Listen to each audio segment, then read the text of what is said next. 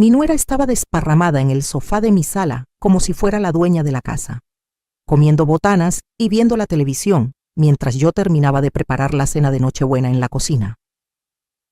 Había pasado todo el día cocinando tamales, pozole, el pavo, los romeritos, todo lo que a mi familia le gustaba. Mis manos temblaban de cansancio mientras decoraba el último plato cuando escuché la puerta abrirse. Era mi hermano Ricardo, que llegaba con las manos llenas de regalos envueltos en papel dorado y rojo. Sus ojos recorrieron la sala buscándome y su rostro se llenó de confusión al no encontrarme de inmediato. Entonces lo escuché gritar desde la entrada con voz alarmada: «¿Dónde está tu mamá?». Mi hijo Sebastián salió del cuarto con una sonrisa burlona en el rostro y respondió con un tono tan frío que me heló la sangre. La mandé a la calle. No servía para nada aquí. Necesitábamos el espacio. El silencio que siguió fue ensordecedor. Mi hermano dejó caer los regalos al piso y caminó lentamente hacia Sebastián. Yo salí de la cocina en ese momento con el delantal todavía puesto, las lágrimas rodando por mis mejillas. Mi nuera ni siquiera se movió del sofá. Simplemente me miró con desprecio y siguió comiendo como si nada. Pero lo que ninguno de ellos sabía era que mi hermano Ricardo no era un hombre cualquiera.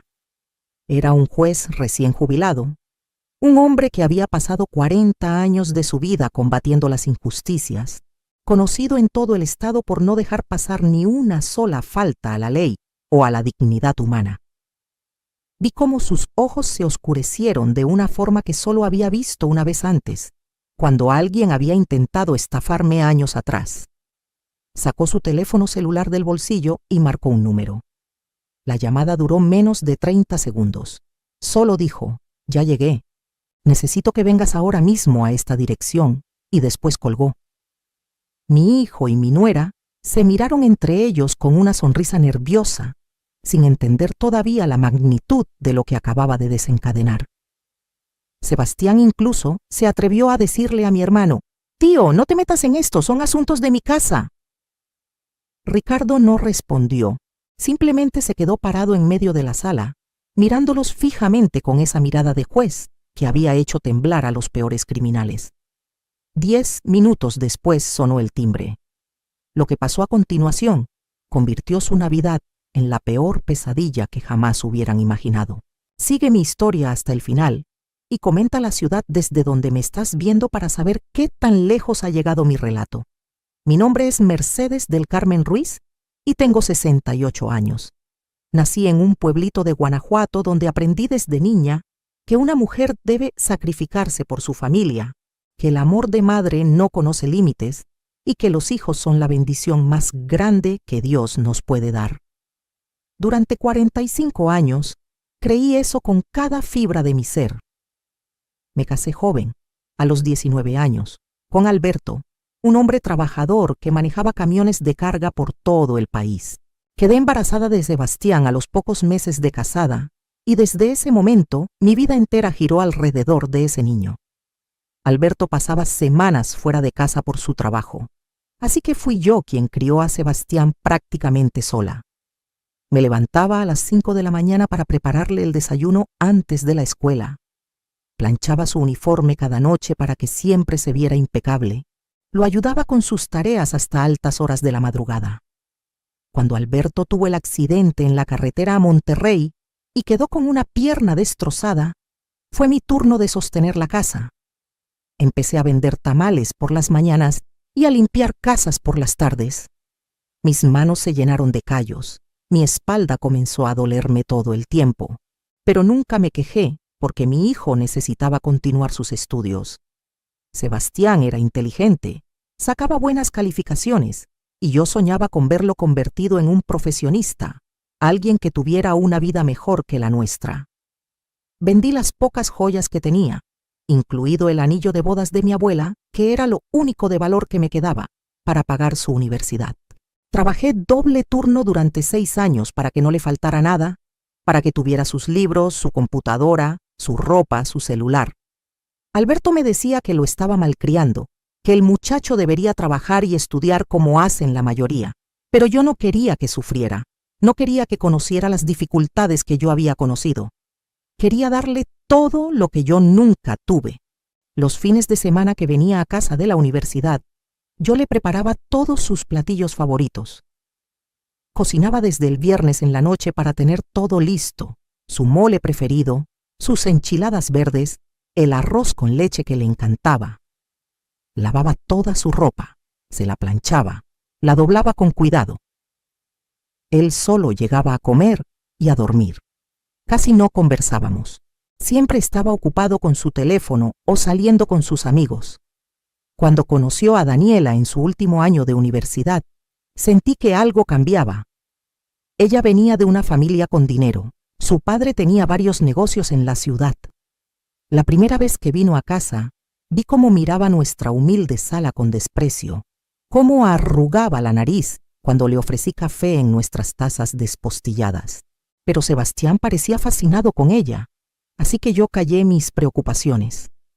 Alberto falleció de un infarto 2 meses antes de que Sebastián se graduara. Mi hijo apenas vino al funeral. Se quedó solo un día y regresó a la ciudad porque tenía exámenes finales.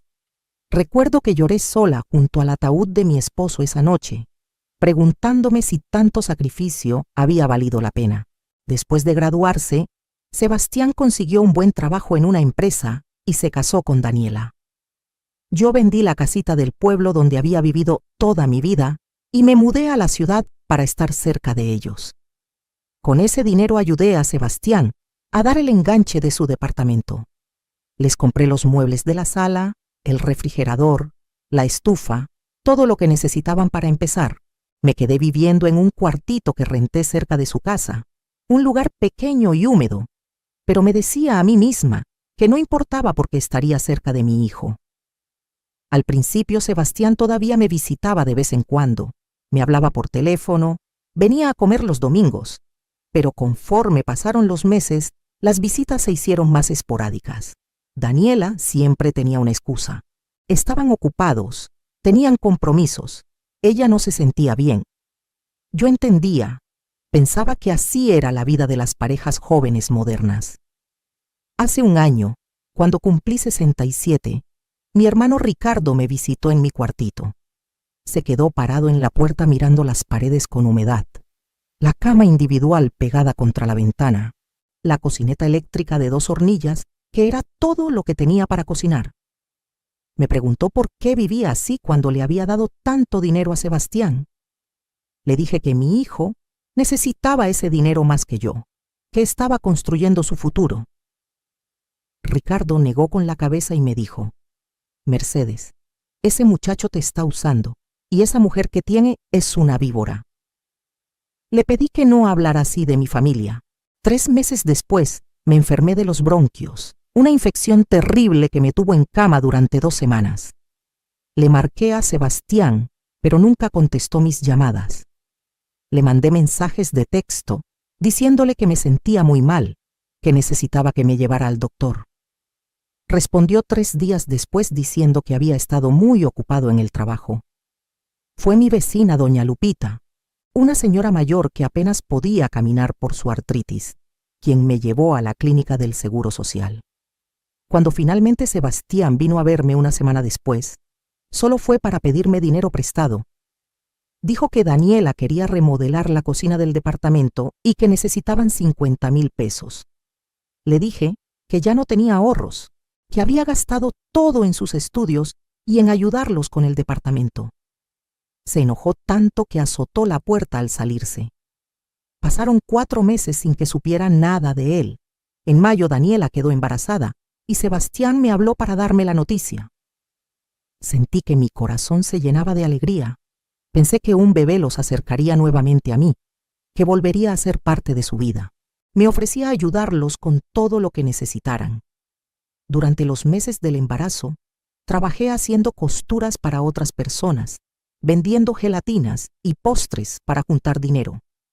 Quería comprarle cosas bonitas a mi futuro nieto.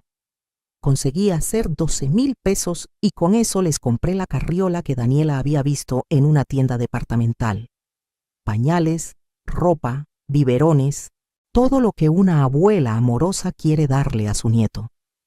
Cuando llevé las cosas al departamento, Daniela apenas me dio las gracias. Las dejó tiradas en un rincón y siguió viendo su teléfono. Sebastián ni siquiera salió de su cuarto a saludarme. Después del nacimiento del bebé pensé que me llamarían para conocer a mi nieto, pero pasaron 2 semanas y nada. Tuve que ir yo al departamento sin avisar. Toqué el timbre varias veces hasta que Daniela abrió la puerta con cara de fastidio. El bebé estaba llorando en la habitación. Le pregunté si podía ayudarla, si necesitaba que cuidara al niño para que ella descansara. Me dijo que no, que ya tenían todo bajo control, y cerró la puerta en mi cara. Volví a mi cuartito y lloré toda la noche. En septiembre, el dueño del edificio donde rentaba me avisó que iba a vender la propiedad y que tenía que desocupar en 2 meses. Entré en pánico, porque con mi edad y mis pocos ingresos sería muy difícil encontrar otro lugar. Le marqué a Sebastián llorando, explicándole mi situación. Hubo un largo silencio del otro lado de la línea y luego dijo: «Aguántame, voy a hablar con Daniela». Me llamó 2 días después y me dijo que podía irme a vivir con ellos temporalmente mientras encontraba algo. Sentí un alivio tan grande que no presté atención a la frialdad en su voz. Empaqué mis pocas pertenencias en 3 cajas de cartón y me mudé a su departamento en noviembre. Desde el primer día, Daniela dejó muy claro que mi presencia no era bienvenida. Me asignaron un pequeño cuarto de servicio junto a la cocina, un espacio sin ventanas que antes usaban como bodega. Había cajas apiladas hasta el techo y apenas cabía el colchón inflable que Sebastián puso en el piso para mí. No me quejé. Agradecí tener un techo. Les dije que para ganarme mi lugar yo haría todos los quehaceres de la casa. Cocinaría, limpiaría, cuidaría al bebé, lo que necesitaran. Daniela sonrió por primera vez y dijo: «Perfecto, porque justo estaba pensando en contratar a alguien para que haga todo eso». Así comenzó mi pesadilla. Me levantaba a las 6 de la mañana para preparar el desayuno de Sebastián antes de que se fuera al trabajo. Luego limpiaba toda la casa, lavaba la ropa, planchaba, hacía las compras. Daniela se quedaba en cama hasta las 11 o 12 del día, viendo series en su tablet mientras yo cuidaba al bebé. Cuando la criatura lloraba en la noche, Daniela golpeaba la pared y gritaba: «Mercedes, cállalo». Yo me levantaba a mecerlo, a cambiarle el pañal, a darle su biberón. Algunas noches no dormía más de 3 horas seguidas. Una tarde de principios de diciembre, mientras limpiaba la sala, escuché a Daniela hablando por teléfono con su madre. Decía: «No te imaginas qué conveniente es tener a la suegra aquí. Es como tener una sirvienta gratis, hace todo y ni siquiera tenemos que pagarle». Se rió con esa risa cruel que ya conocía bien. Sentí que algo se rompía dentro de mí. Esa noche, acostada en mi colchón inflable en ese cuarto oscuro y sin ventanas, tomé una decisión. Saqué de debajo del colchón una caja de metal oxidada que había traído conmigo cuando me mudé. Adentro había documentos que nadie más conocía, papeles que guardaba desde hacía años. Verán, hay cosas de mi vida que nunca le conté a Sebastián, cosas que consideré innecesarias porque creí que jamás las necesitaría. Mi padre, que murió cuando yo tenía 25 años, había sido dueño de varios terrenos en lo que entonces eran las afueras de León, Guanajuato. Terrenos que en ese tiempo no valían mucho porque no había nada construido alrededor. Cuando falleció, mis hermanos y yo heredamos esas propiedades. Mis 2 hermanas vendieron sus partes de inmediato, necesitaban el dinero para sus familias. Ricardo, que siempre fue más visionario, guardó las suyas. Yo también guardé las mías, 5 terrenos que registré a mi nombre y olvidé durante décadas porque estaba ocupada criando a Sebastián y cuidando a Alberto. Durante todos estos años en que viví con lo mínimo, en que vendí tamales y limpié casas, jamás toqué esas propiedades porque en mi mente eran la herencia de Sebastián, algo que le dejaría cuando yo muriera. Pero hace 6 meses, Ricardo me llamó muy emocionado. Me dijo que la zona donde estaban nuestros terrenos se había desarrollado increíblemente, que ahora había centros comerciales, fraccionamientos residenciales, que una empresa importante quería comprar terrenos en esa área para construir. Me dijo que sus terrenos ahora valían una fortuna y que seguramente los míos también. No le hice mucho caso en ese momento, pero guardé la información. Ahora, acostada en ese cuarto de servicio, saqué los documentos y los revisé con cuidado a la luz de mi celular. 5 escrituras a mi nombre, legales y registradas. A la mañana siguiente, mientras Daniela dormía y Sebastián se había ido al trabajo, llamé a Ricardo. Le dije que necesitaba que me ayudara a averiguar exactamente cuánto valían mis terrenos. Mi hermano se puso en contacto con un valuador de confianza. 2 semanas después, tuve la respuesta. Mis 5 terrenos juntos valían aproximadamente 8 millones de pesos. 8 millones de pesos que mi hijo desconocía por completo, que Daniela nunca hubiera imaginado que existían. Sentada en la cocina después de colgar esa llamada, con las manos todavía temblando, tomé otra decisión. No le diría nada a Sebastián sobre esto. Observaría, esperaría, y vería si todavía quedaba algo del hijo amoroso que yo había criado, o si ese hombre se había convertido en alguien que no merecía mi sacrificio. La respuesta llegó más rápido de lo que esperaba. 2 días después de recibir la noticia sobre el valor de mis terrenos, Daniela me ordenó que limpiara su closet completo porque quería reorganizar su ropa. Pasé 6 horas arrodillada sacando zapatos, doblando ropa, limpiando cada rincón. Cuando terminé, con la espalda destrozada y las rodillas hinchadas, ella entró al cuarto. Miró por 3 segundos y dijo, «No, así no me gusta. Hazlo todo de nuevo, pero ahora acomoda por colores». Quería gritarle, quería decirle todo lo que pensaba, pero me mordí la lengua y simplemente asentí. Mientras volvía a sacar toda la ropa, sonreí para mis adentros pensando en los documentos escondidos debajo de mi colchón. Esa misma noche Sebastián llegó del trabajo de mal humor. Ni siquiera me saludó.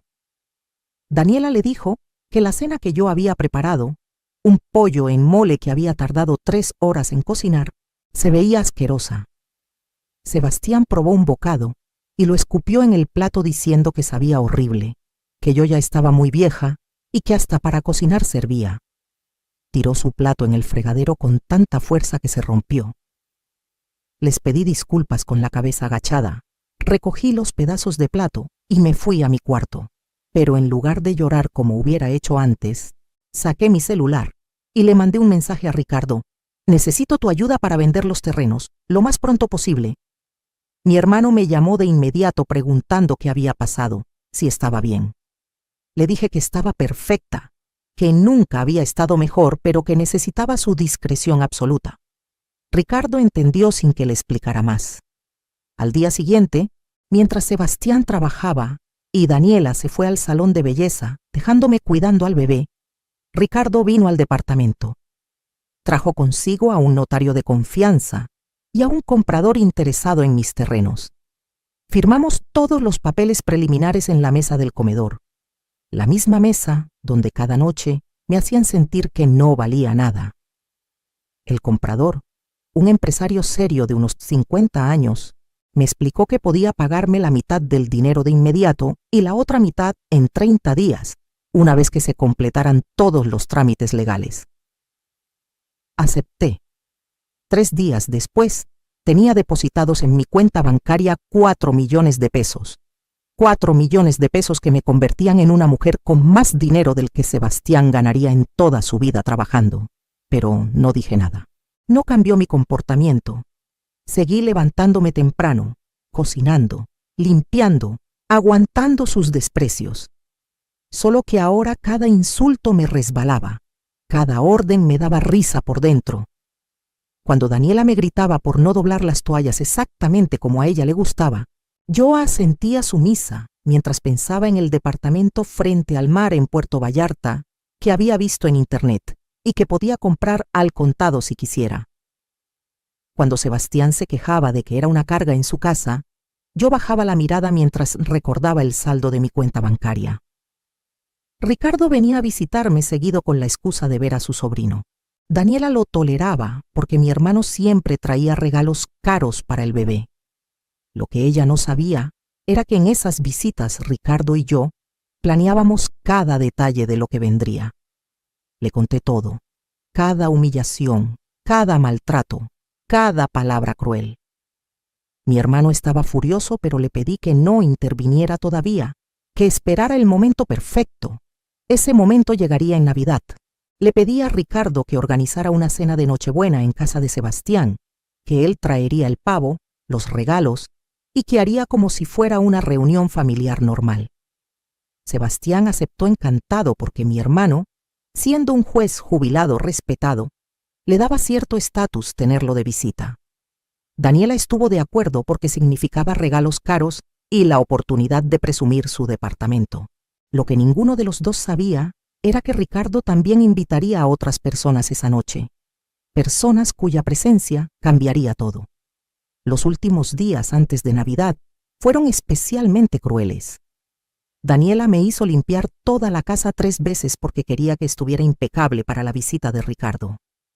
Me tuvo de pie hasta las 2 de la mañana puliendo cada centímetro de la cocina. El día 23, Sebastián me dijo que en realidad yo no debería estar presente en la cena de Navidad, porque era un evento familiar y yo era solo la ayuda. Daniela se rió y añadió: «Además, Mercedes, con esa ropa vieja que usas, nos vas a dar vergüenza frente a tu hermano». Le pregunté a Sebastián si hablaba en serio, si de verdad me estaba diciendo que no podía estar en la cena de Navidad con mi propia familia. Me miró con esos ojos fríos que ya no reconocía y dijo: «Ya escuchaste, no queremos que estés aquí mañana en la noche. Vete a dar una vuelta por ahí, regresa tarde cuando ya todos se hayan ido». Esa noche llamé a Ricardo y le conté lo que habían dicho. Escuché cómo respiraba profundamente tratando de controlar su ira. Entonces me dijo: «Mercedes, mañana vas a hacer exactamente lo que te voy a decir». La tarde del 24 de diciembre me levanté temprano como siempre y preparé toda la comida para la cena. Tamales de pollo y de puerco, pozole rojo, pavo relleno, romeritos, ensalada de manzana, ponche de frutas, todo desde cero. Daniela bajó a la cocina al mediodía, probó el pozole y dijo que le faltaba sal, que todo lo hacía mal. Yo sonreí y le agregué más sal. A las 5 de la tarde, cuando ya todo estaba listo y la mesa puesta con el mantel navideño que yo misma había bordado años atrás, Sebastián entró a la cocina y me dijo: «Ya vete, Ricardo va a llegar en 1 hora y no queremos que estés aquí». Me quité el delantal lentamente, me lavé las manos y caminé hacia mi cuarto. Daniela ya estaba desparramada en el sofá de la sala, con unos pants deportivos carísimos y comiendo botanas directamente de la bolsa, dejando migas por todos lados. Había pasado todo el día en el salón haciéndose las uñas y el cabello mientras yo cocinaba.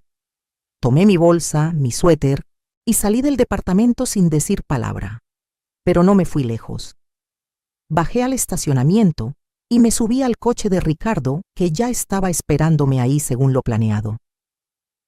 Nos estacionamos en la calle de enfrente, con vista a la entrada del edificio. A las 6 en punto vimos llegar a Ricardo con las manos llenas de bolsas de regalos envueltos en papel dorado y rojo. Subió al departamento. Desde el coche no podíamos escuchar lo que pasaba adentro, pero Ricardo me había prometido que grabaría todo en su teléfono. 10 minutos después, vi llegar el coche que estábamos esperando. Se estacionó justo frente al edificio. De él bajaron 2 mujeres que reconocí inmediatamente: la licenciada Miriam Torres, abogada especialista en derecho familiar que Ricardo me había presentado la semana anterior, y la trabajadora social del DIF, que había aceptado venir como testigo de la situación. Subieron juntas al departamento. Mi teléfono vibró con un mensaje de Ricardo: «Ya están aquí, subí tú también». Con las piernas temblando pero el corazón firme, bajé del coche y entré al edificio. Subí en el elevador respirando profundo. Cuando llegué al piso, la puerta del departamento estaba abierta. Entré y la escena que vi me habría parecido cómica si no fuera tan triste. Sebastián estaba pálido como un fantasma. Daniela se había levantado del sofá y miraba a las dos mujeres desconocidas con confusión y miedo. Ricardo estaba parado en medio de la sala con su teléfono en la mano, todavía grabando. Cuando me vio entrar, dijo en voz alta: «Aquí está ella, aquí está mi hermana a la que ustedes corrieron de su propia cena de Navidad». La trabajadora social me miró con compasión. La licenciada Miriam sacó una grabadora de su bolsa y la puso sobre la mesa. Sebastián tartamudeó: «¿Qué está pasando aquí? ¿Quiénes son estas personas?». Ricardo se acercó a él lentamente y dijo: «Te voy a decir exactamente qué está pasando.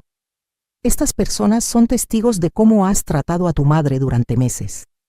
Esta señora es trabajadora social y está aquí porque vamos a presentar una denuncia formal por abuso y maltrato hacia un adulto mayor. Y esta es la licenciada Torres, la abogada de tu madre». Daniela soltó una risa nerviosa. «Abogada, por favor. Si Mercedes no tiene ni para pagar la renta». Esa fue mi oportunidad. Di un paso al frente y hablé por primera vez en meses con voz firme y clara. «Tienes razón, Daniela. No tengo para pagar renta, pero lo que sí tengo es esto». Saqué de mi bolsa los documentos que había traído conmigo y los puse sobre la mesa. Saqué también mi teléfono y abrí la aplicación del banco. Puse la pantalla frente a los ojos de Sebastián, mostrándole el saldo de mi cuenta. 4.200.000 pesos. Vi cómo sus ojos se abrían con incredulidad. Daniela se acercó y miró la pantalla. Luego me miró a mí como si me viera por primera vez. Expliqué con calma: «Hace 2 semanas vendí la mitad de unos terrenos que heredé de mi padre hace décadas. Terrenos cuya existencia nunca mencioné porque pensé que serían tu herencia, Sebastián. Pero una madre que es corrida de la cena de Navidad, que es tratada como sirvienta en la casa que ella ayudó a pagar, esa madre recapacita sobre a quién dejarle su patrimonio». Ricardo continuó: «Y eso no es todo, no es. Todavía le faltan otros 4 millones de pesos por cobrar cuando se complete la venta el mes que viene. Además de 3 terrenos más que todavía no vende y que valen fácilmente otros 6 millones. Tu madre, a la que llamaste inútil, a la que corriste como si fuera basura, tiene más dinero del que tú verás en toda tu vida». El silencio que siguió fue absoluto. Vi cómo Sebastián hacía cuentas mentalmente, cómo su cara pasaba de la incredulidad a la comprensión y luego al pánico absoluto. Daniela también estaba haciendo cuentas, y en sus ojos vi algo que nunca había visto antes: miedo. La licenciada Miriam tomó la palabra. «Señora Mercedes ha documentado cada maltrato, cada humillación, cada abuso verbal. Su hermano, el juez Cortés, me ha mostrado videos y grabaciones. Tenemos testimonios de vecinos. Esto es suficiente para proceder legalmente». Sebastián trató de acercarse a mí. «Mamá, yo no. Nosotros no sabíamos. Si hubiéramos sabido». Lo interrumpí. «Si hubieran sabido qué, hijo. Si hubieran sabido que tengo dinero, me habrían tratado diferente. El respeto y el amor se compran con dinero. ¿Soy tu madre solo cuando te sirvo para algo?». Las lágrimas corrían por mi cara, pero esta vez no eran lágrimas de tristeza, sino de liberación. Ricardo puso su mano en mi hombro. «Mercedes ya no vive más aquí. Se viene conmigo esta noche. Y antes de que salga, quiero que sepas, Sebastián, que tu madre gastó hasta el último centavo que tenía en darte una educación. Vendió las joyas de su abuela. Trabajó hasta destruirse la salud. ¿Y así le pagas?». La trabajadora social añadió: «Voy a incluir en mi reporte que también hay un menor de edad en este hogar y que me preocupa el ambiente en el que está creciendo». Daniela palideció al escuchar esto. No pueden quitarme a mi hijo. Nadie va a quitarte nada», dijo la licenciada Miriam, «siempre y cuando demuestren que pueden ser mejores personas y mejores padres. Esta es su advertencia». Esa noche me fui del departamento de Sebastián con las pocas pertenencias que tenía, con mi dignidad restaurada y con mi hermano sosteniéndome del brazo. No miré atrás. Me quedé en casa de Ricardo las primeras semanas mientras decidía qué hacer con mi vida y mi futuro. Sebastián me llamó todos los días durante el primer mes. Al principio eran llamadas llenas de excusas y justificaciones. Después se volvieron súplicas llorosas pidiéndome perdón. Luego intentó la manipulación emocional, que su hijo me necesitaba, que él me necesitaba, que Daniela estaba arrepentida. Contesté algunas llamadas, escuché lo que tenía que decir, pero no regresé. En enero, cuando recibí los otros 4 millones de pesos de la venta completa de los terrenos, tomé decisiones importantes sobre mi futuro. Primero compré un departamento precioso de 2 habitaciones en una zona tranquila de Querétaro, cerca de Ricardo, pero con mi propia independencia. Tiene una terraza con vista a las montañas donde puse plantas y donde tomo mi café cada mañana, viendo el amanecer. Por primera vez en mi vida, tengo un espacio que es completamente mío, decorado a mi gusto, lleno de luz y paz. Contraté a la licenciada Miriam para que manejara todos mis asuntos legales. Hicimos un testamento muy claro donde especifiqué exactamente a dónde iría mi dinero cuando yo falleciera. La mayor parte será para organizaciones que ayudan a mujeres mayores en situación de abuso y vulnerabilidad. Una parte menor quedará en un fideicomiso para mi nieto, pero Sebastián no podrá tocarlo hasta que el niño cumpla 25 años. Para Sebastián directamente, dejé exactamente la misma cantidad que yo tenía cuando él me corrió de su casa, nada. En marzo, Ricardo me convenció de que tomara unas vacaciones de verdad, algo que nunca había hecho en mi vida. Me fui sola a Puerto Vallarta por 2 semanas. Caminé por la playa al amanecer, leí libros en una hamaca, comí en restaurantes bonitos, tomé clases de pintura. Una tarde, sentada frente al mar con los pies en la arena, me di cuenta de que no había pensado en Sebastián en días enteros. Me di cuenta de que era feliz, genuinamente feliz, por primera vez en décadas. Conocí a un grupo de mujeres de mi edad que también viajaban solas y nos hicimos amigas.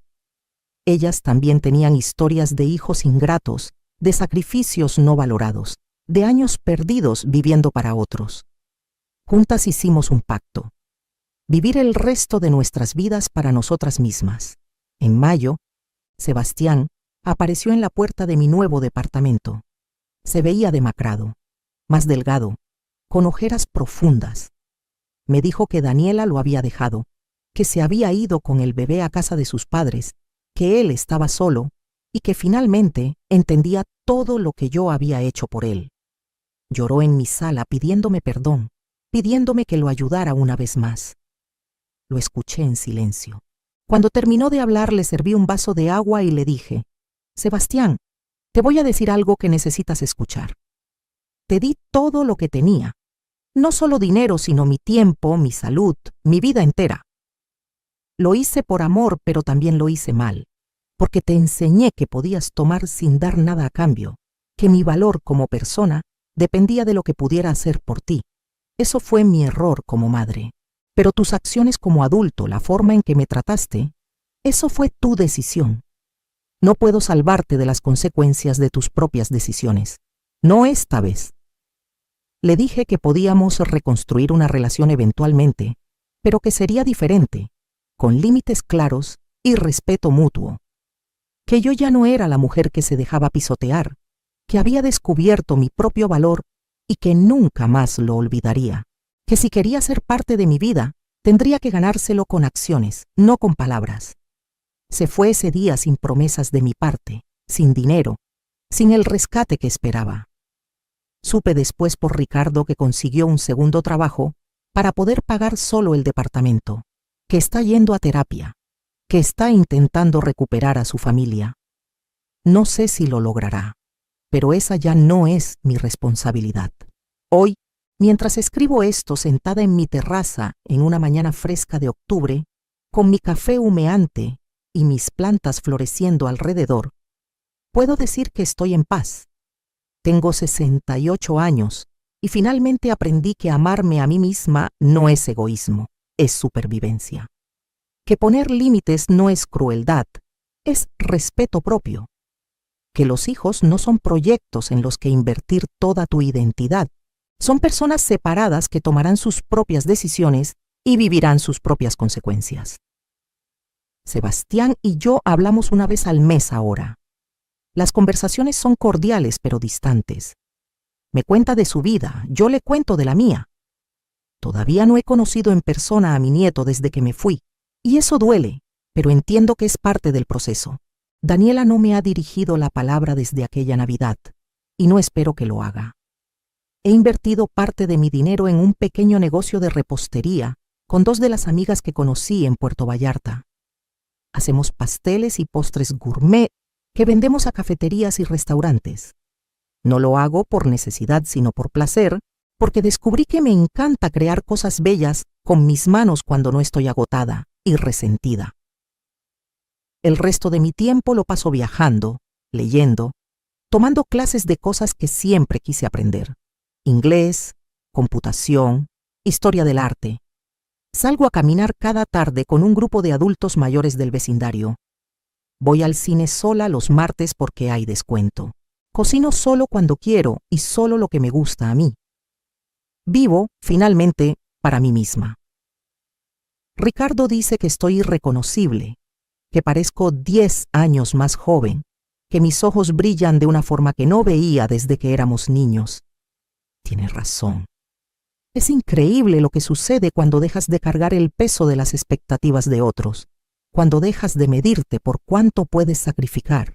La trabajadora social cerró el caso después de verificar que yo estaba bien y que el bebé no estaba en peligro. La licenciada Miriam se volvió mi amiga además de mi abogada. Me invita a cenar con su familia, me incluye en reuniones con otras mujeres que han pasado por situaciones similares. He descubierto una comunidad entera de mujeres de mi edad que también están reescribiendo sus vidas después de años de dar sin recibir.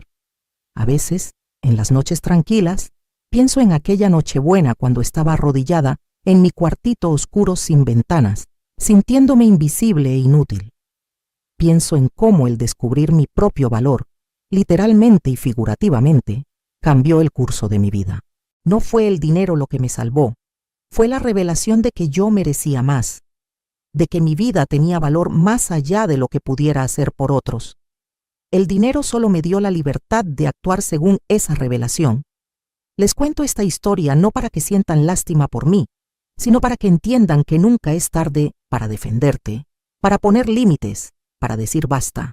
No importa si tienes 68 años o 90, si tienes dinero o no, mereces respeto, mereces dignidad, mereces vivir con paz. Y si tienes hijos a los que les has dado todo, recuerda esto: amarlos no significa desaparecer tú. Sacrificarte no significa destruirte. Darles oportunidades no significa permitir que te maltraten. El verdadero amor, el amor sano, incluye respeto mutuo y límites claros. Si yo pudiera hablar con la Mercedes de hace un año, esa mujer rota que dormía en un colchón inflable en un cuarto de servicio, le diría: resiste, porque viene algo mejor. Le diría que su valor no depende de cuánto aguante, sino de cuánto se valore a sí misma. Le diría que decir no es una oración completa. Le diría que está bien ser egoísta a veces, especialmente después de toda una vida de ser desinteresada. Y tú, que estás leyendo o escuchando esto, ¿qué harías en mi lugar? ¿Has permitido que alguien te trate como yo permití que me trataran? ¿Has descubierto tu propio valor? ¿O todavía lo mides por lo que haces por otros? Comenta abajo, cuéntame tu historia, dime desde qué ciudad me lees, porque todas estas historias, todas estas experiencias, nos conectan y nos recuerdan que no estamos solas. Hoy desperté en mi cama cómoda, en mi departamento lleno de luz, sin tener que cocinar para nadie más que para mí misma. Voy a pasar el día como yo quiera, rodeada de personas que me valoran, haciendo cosas que me dan alegría. Y cuando llegue la próxima Navidad, la pasaré con Ricardo y con las amistades que he cultivado, con personas que me aman no por lo que puedo darles, sino por quien soy. Esa Nochebuena del año pasado fue la peor noche de mi vida, pero también fue el principio de mi liberación. A veces necesitamos tocar fondo para encontrar la fuerza de levantarnos. A veces necesitamos perderlo todo para descubrir lo que realmente importa.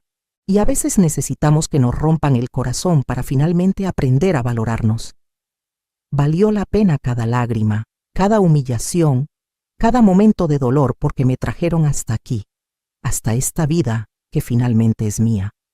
Y si estás pasando por algo similar, quiero que sepas que tú también puedes llegar aquí.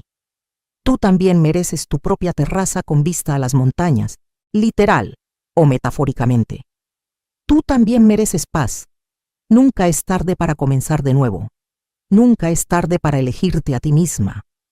Nunca es tarde para decir basta y construir la vida que mereces. Yo lo hice a los 68 años y ha sido la mejor decisión de mi vida.